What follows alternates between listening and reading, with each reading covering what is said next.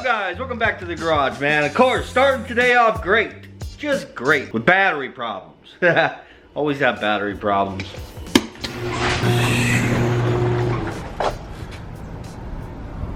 Yes, even the BMW was dead last night. And then I put that charger on it, and I noticed that that charger is not working to charge the BMW. And as you guys know, it didn't work to charge this battery either. This thing did just say 0, now it says 1. So that means it took a little bit of charge. I think it might be the charger, dude. So I'm giving this one a shot to see if it will charge this battery up. I'm crossing my fingers, hopefully it does. And we got 2! 2% charge. All right, so I was gonna pull that battery off and run and go get a new one right now, but I think I'm gonna go ahead and wait. I'm gonna hold off and see if that charger will actually bring it to life, you know what I'm saying? But anyhow, Dustin ended up coming over last night and giving me a hand with doing some body work on this truck. So I'll go ahead and play that footage right now before I carry on to the update.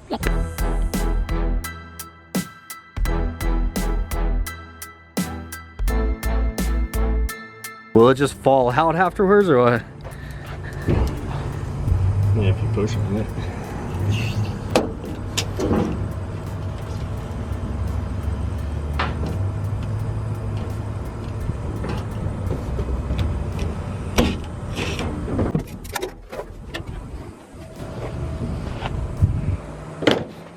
Wow, okay. That freaking easy, huh? I wish the windshield was that easy.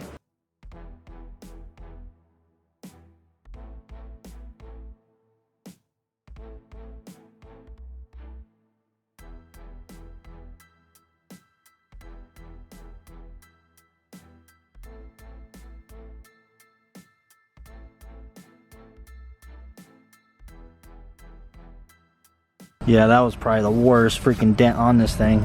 Well, other than the rusted floorboard. That's pretty bad. Do you think I could just use a converter on that? To make chemicals that's like mist on there.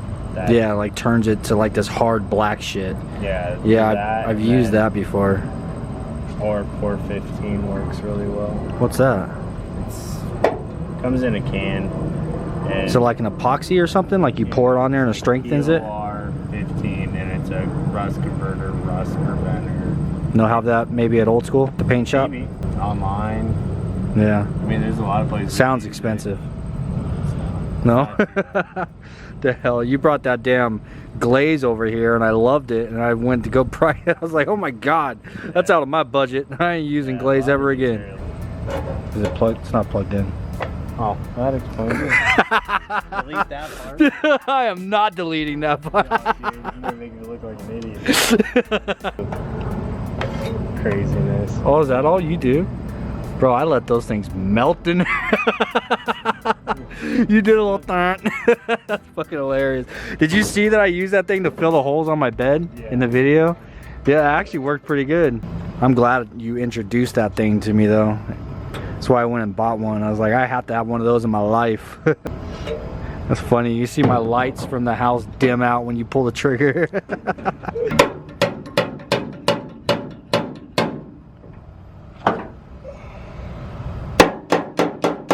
This metal is way thicker than most stuff I work on, so we don't get stuff hot at all.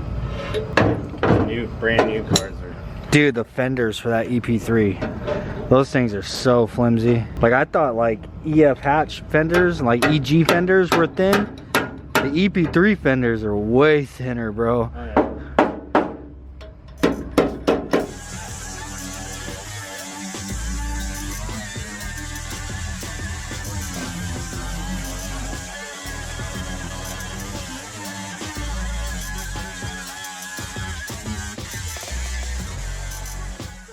So cracking into this thing, man, he got the he started the cab corners anyhow. This side's got a couple little dings in it here and there. We got the rear window out, which I was surprised at how easy that was. He got that crease down here pulled out. Now it just would need a little swipe of some filler and get sanded smooth. But I'm having a problem, dude. I have a perfectly good cab over there. And this cab, this is fixable, but we still need to put a little bit of filler in some places. The worst part is the roof, and I wish that I could show you guys this, how we were seeing it last night, because with the lights on the house at that side and then coming over here and looking at it from this angle, you can see this roof just has crazy waves in it, bro. Like, this roof has been jumped on, like full-blown jumped on and caved in, and somebody pushed it up and probably jumped on it again, bro. Whenever I blasted this cab, that roof had a big section of Bondo, bro. Like, it was huge, and it took forever to blast through it because it was thick. Like, it was probably a ½ inch thick. It was ridiculous. It was like that. It was dipped down, and then they filled it with Bondo instead of popping it. Like, dude, I don't know, I don't even want to talk about it. But other than just the roof, like, this right here is all beat to shit, if you guys can see that. Like, I could straighten that out also. And then coming down to the floorboard, this was pretty freaking rusted, man. Like, it's pretty bad. Like, it's fixable, don't get me wrong, it most certainly is fixable, but there is a hole right there. Like, I would need to continue grinding this, get all the rust off, and then go get a rust converter that you basically spray on here, and it'll turn all this rust into like a hard primer. And then I would probably have to do like a patch panel. Like, what I would probably do is just primer it and then make like a steel panel just to weld it in here over the top of this, but making sure that there's primer on both sides of it, so all the metal inside of there would be like primered, you know what I mean? And then go ahead and just spray over that. I don't know, there's all of those things. So the rusty floorboard, the wavy ass roof that's going to be really difficult to fix, not to mention to fix it, it's going to take a lot. Dustin said he could fix it, but it's going to take a lot of massaging the metal, trying to get it straight, and then of course it's going to take filler. And the plans that I have with this truck, the way that the body of it and stuff is more than likely going to twist, I don't know how long body filler is going to really last on that roof, you know what I'm saying? So I'm kind of burdened with the decision right now whether I should just go ahead and swap cabs over. That one's in perfect shape. It just seems like more and more it's looking like a much better idea to use that cab rather than use this one because of all the problems it has. And while I have you guys out here, for the love of God, man, you guys really think that this is the Patreon vehicle? You guys really think that this is my hidden vehicle? And not to mention, like, you think that is the size of a Wago van? Come on, guys, I put this thing out here in a video. I put the cover on it in a video.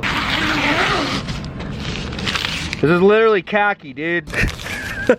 Dude, you guys are freaking cracking me up, man. That most certainly is not a Wago van. Thank you very much. Yes, she definitely does have a big booty to her. But no, this is khaki. Looking like a spaceship. The secret vehicle that I keep blurring out also is not this white truck over here. Over here in the corner, I have Gabby's grandpa's truck, and then of course my 64. The Patreon vehicle is right here, and I would show it to you guys, but I'm not ready. If you guys desperately want to know what it is, most certainly go sign up for Patreon down below. If not, you're just gonna have to wait for me to get all the parts. So with this vehicle, I am trying to accumulate all the parts it is that I need in order to do the build, so that whenever we do start on this thing, it'll be more of like a free-flowing thing. I'll give you guys a hint as to what it is.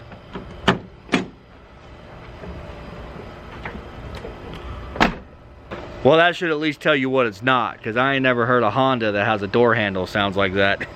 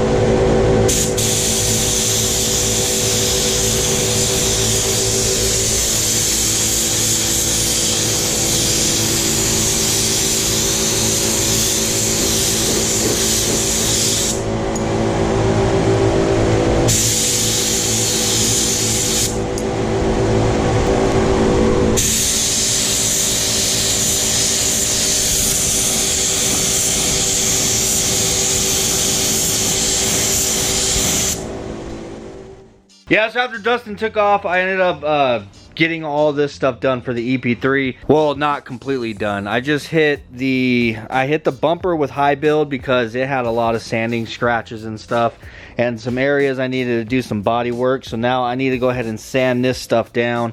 The fenders had quite a few little spots that I had to use some filler, so I completely coated them with high build as well. So now I need to sand that down. But the hood, I took all the way down to metal, and I didn't cover the whole thing with high build. I just covered the areas where I had to do a little bit of body work on. So now I'm going to sand that down as well. I need to hit all of this stuff with our white epoxy primer.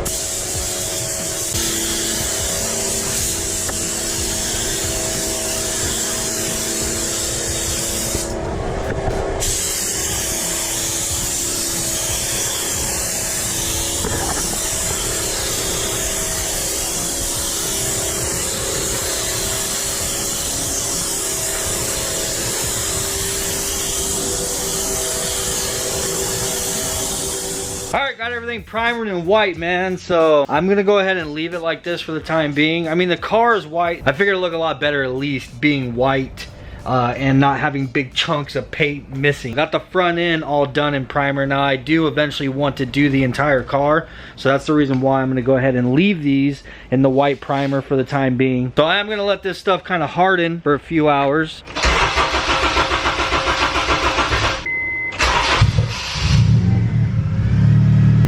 Enough power to start it. Well, that's pretty much all I have for today, guys. If I've said it once, I've said it 1,000 times. Body work. Body work is one of those things that takes you hours and hours and hours. Those hours accumulate into just like 5 minutes worth of freaking content for a video. But anyhow, I found a brand new Skunk 2 throttle body a guy is selling on Facebook Marketplace. I'm waiting for him to respond. I really think it's this throttle body, dude. I know you guys said to put a return spring on it, but there's really nowhere to put a return spring for one. And this thing like gets wedged. I don't like it. Like, listen to it. I guess you can't really hear the grinding over the squeak, but you could feel it. Like that butterfly in there, like it grinds. I don't know. I don't like the freaking throttle body. I think the Skunk 2 one, I think really just changing it to any other throttle body is gonna help. I have a stock one right here, but the only problem with this is I don't know where to put the cable at, because this has absolutely nowhere to bolt up this little cable bracket, where this throttle body actually has a spot to bolt up the cable bracket. This one doesn't have a spot to do that. So I don't know. I was looking at the Skunk 2 the one that the guy had in the pictures, and it does still have that spot to bolt that bracket up. So whenever he finally hits me up, I'm gonna go and pick that up, and then we'll swap it out and see if that makes a difference. I'm crossing my fingers. I hope it does. I'm gonna hold off on grabbing a new battery. This thing's at 87%. It starts the car, so whenever I get this thing on the road and we go and drive it a little bit, I'll see if this battery's gonna hold up. If not, we'll grab a new one. Throw it in the comments down below what you guys think about the cabs on the truck. Should I just swap cabs? I have a friend that works at the DMV, the whole VIN number thing, all that kind of stuff. Don't worry about that. I'm not asking for your opinion on that. Just as far as the cabs are concerned, should I swap cabs over? Because really, at this point, it's not gonna be that much more work. It's probably gonna be a lot less work than trying to get the original cab all straightened out, you know what I'm saying? So anyhow, guys, I hope you enjoyed today's video. I know it was kind of just body work. I hope you guys have an amazing weekend. Happy Friday. Peace out, and I'll see you on the next one. Don't forget, double entries on cups and stickers. Let's get those things sold out, man. Peace.